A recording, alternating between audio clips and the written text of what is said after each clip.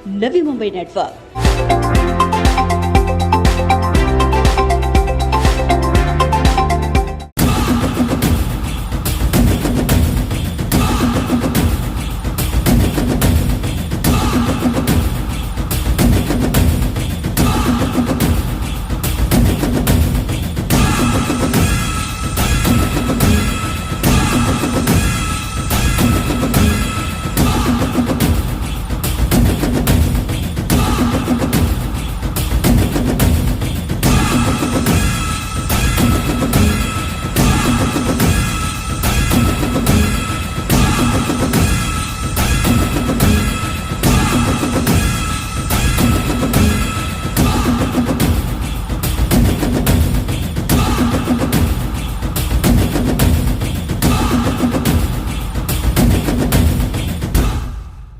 आगामी महानगर पालिका चुनावों की सुगबुगाहट और ओबीसी आरक्षण को लेकर भारतीय जनता पार्टी द्वारा श्रेय लेने की होड़ की राजनीति को नेस्तनाबूद करने के लिए अब राष्ट्रवादी कांग्रेस पार्टी ने अपनी कमर कस ली है। ओबीसी आरक्षण के असली शिल्पकार एनसीपी नेता व पूर्व मंत्री छगन भुजबल का आभार व्यक्त करने के लिए Rashtrawadi Congress Party, OBC cell Maharashtra प्रदेश व अखिल भारतीय महात्मा फुले समता परिषद द्वारा संयुक्त रूप से वाशी स्थित विश्वदास भावे नाट्य गृह में भव्य कृतज्ञता सोहरा का जोशो खरोश के साथ आयोजन किया गया, जहां इस अवसर पर पूर्व मंत्री जितेंद्र आभार, ओबीसी सेल के प्रदेशाध्यक्ष ईश्वर बालबुधे, विधायक शशिकांत शिंदे, विधायक रोहित पवार, आनंद परांजपे, बापू भुजबल, उपाध्यक्ष Bala Saheb Karadak, Rashtrawadi Congress Party OBC cell के प्रदेश सचिव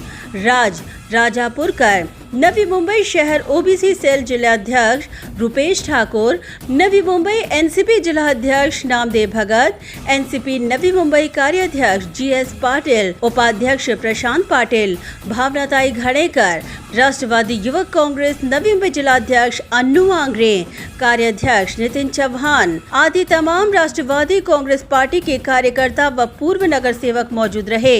इस दौरान इस कृतज्ञता मेड़ावे को यादगार बनाते हुए न भूतो न भविष्य बेहद अनुपम नजारा इस दौरान देखने को मिला।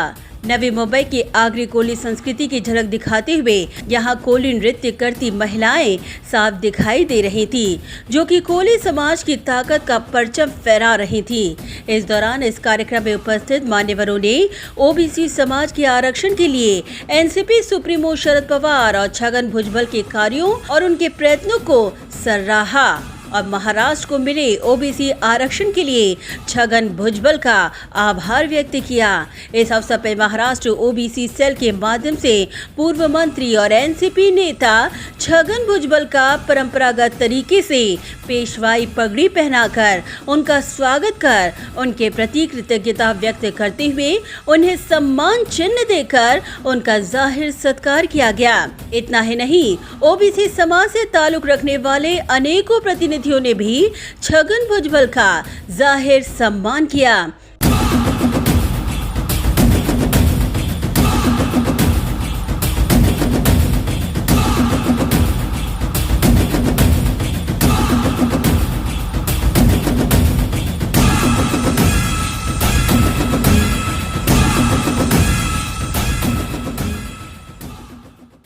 इस अवसर पर अपने संबोधन भाषण में छगन भुजबल ने लोगों से आह्वान करते हुए कहा कि राज्य में ओबीसी समाज में कुछ दिन पहले एक बड़ी लड़ाई सफलतापूर्वक लड़ी और जीत हासिल की और आज दोबारा समाज को आरक्षण मिला और बहुसंख्य ओबीसी समाज को न्याय। छगन भुजबल ने कहा कि हमारी जंग यही समाप्त नहीं होती, हमें अब आगे भी लड़ना है। उन्होंने अपनी खंत व्यक्त करते हुए कहा कि आज भी कुछ स्थानीय स्वराज्य संस्थाओं में ओबीसी को कम आरक्षण प्राप्त है, परंतु फिर भी हम हार नहीं मानेंगे, जंग जारी रखेंगे ताकि ओबीसी के लिए 27% आरक्षण बना रहे।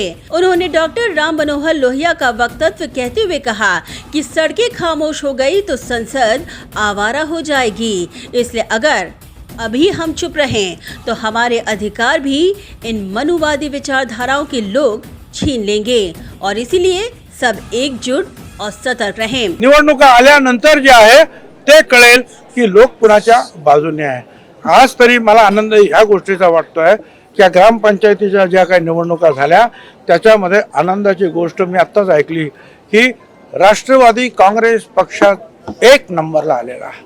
शेवटी तो जे आहे ती मोजमाप करणारी पट्टी आहे निवडणुका. वहीं जितेंद्र आव्हाड ने कहा कि ओबीसी समाज के न्याय की जंग में एनसीपी सुप्रीमो शरद पवार की भी बेहद सक्रिय भूमिका रही है. वहीं शशिकांत शिंदे ने कहा कि हुक्मशाही के विरुद्ध आवाज उठाने वालों पर कार्रवाई करने वाली हुक्मशाही सरकार को अब मुंह तोड़ जवाब देने के लिए एक साथ आना जरूरी है. मीडिया से बात करते हुए रोहित पवार ने कहा कि 99% ओबीसी आरक्षण का काम उनके महाविकास आघाड़ी के कार्यकाल के दौरान किया गया और 1% छपाई का काम भारतीय जनता पार्टी सरकार के राज में हुआ.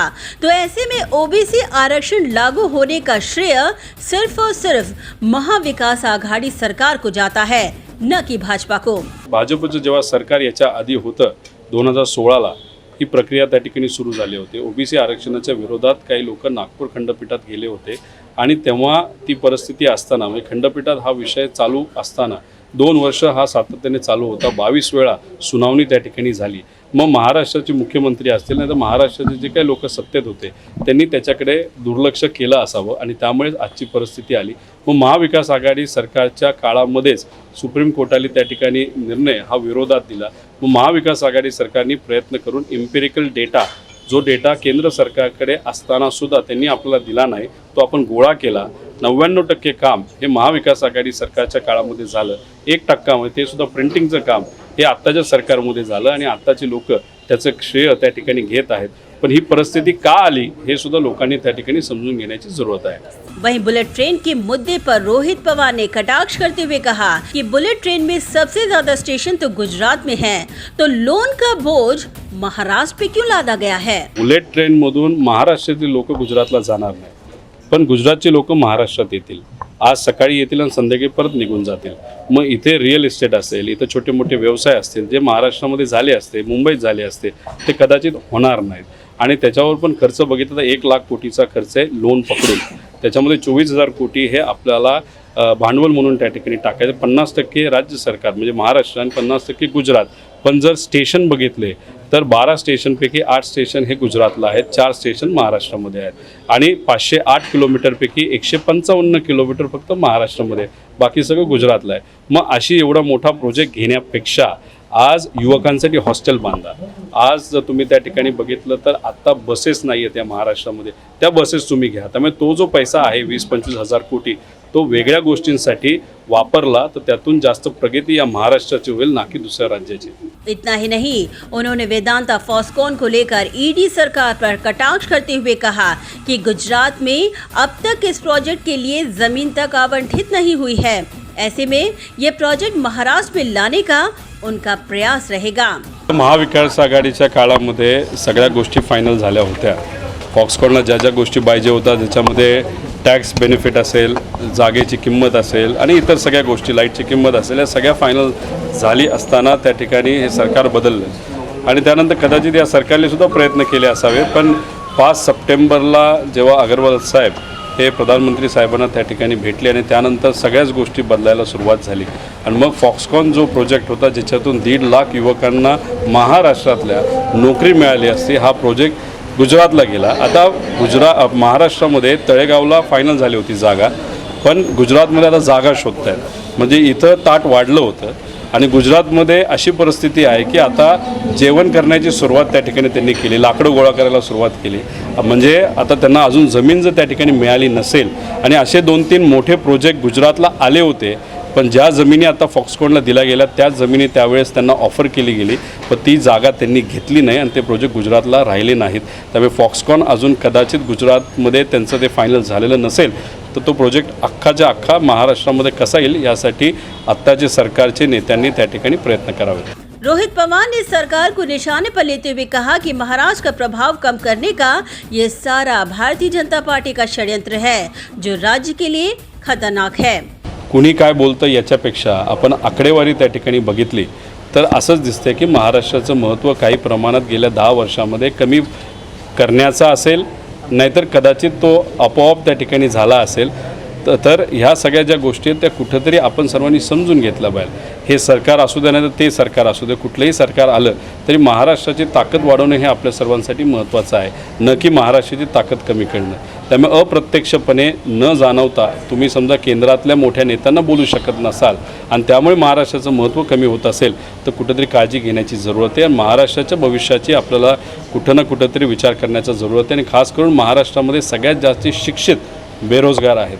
त्यामुळे असे प्रोजेक्ट बाहेर गेलं तर यांना संधी कोण देणार, यांना नौकरी कोण देणार, याचाही विचार सर्व सरकारने सगळ्याच नेत्यांनी त्या ठिकाणी करण्याची जरूरत आहे. रोहित पवार ने लोगों से आह्वान करते हुए कहा कि महाराष्ट्र की अस्मिता बचाए रखने के लिए किन्हें चुनकर लाना है, ये महाराष्ट्र की जनता को अब तय करने की जरूरत है. कुणी BA झालंय, कुणी इंजिनियर झालंय, कुणी सॉफ्टवेअर इंजिनियर झालंय, कुणी अजून काय वेगळं केलेलं आहे आणि त्यांना आज नोकरी कुठं देणार. आणि मग नोकरी आपण देऊ शकत नसेल आणि त्यांचा वापर फक्त राजकारणासाठी काही ठराविक पक्ष करत असतील तर मग त्याचं नुकसान कोणाचं नुकसान आहे, त्या पक्षाचं नुकसान नाही आहे. मग कुठंतरी एखादा विषय काढायचा, त्यात लोकांना भावनिक करायचं, युवकांचा वापर करून घ्यायचा. पण त्यांच्या भविष्याचा कुणी ना कुणीतरी विचार हा केला पाहिजे आणि तो विचार करत असताना युवकांनीच ठरवलं पाहिजे की येत्या काळामध्ये कुणाला निवडून द्यायचं आणि कुणाची सत्ता त्या ठिकाणी आणायची. पण त्यासाठी लोकांनी पुढाकार घेण्याची जरूरत आहे आणि आपली अस्मिता म्हणजे महाराष्ट्राची अस्मिता राखणं पण तितकंच महत्त्वाचं आहे. इस दौरान इस कृतज्ञता मेड़ावे में NCP OBC cell, NCP party, राष्ट्रवादी युवक कांग्रेस के असंख्य कार्यकर्ताओं की भारी मौजूदगी दिखाई दी, जिसने इस बात को साबित कर दिया कि ओबीसी के मुद्दे पर राजनीतिक श्रेय लेने की होड़ में बैठी भारतीय जनता पार्टी के षड्यंत्र को एनसीपी अब नेस्तनाबूद करने के लिए अपनी कमर कस चुकी है. ब्यूरो रिपोर्ट, नवी इंडिया नेटवर्क.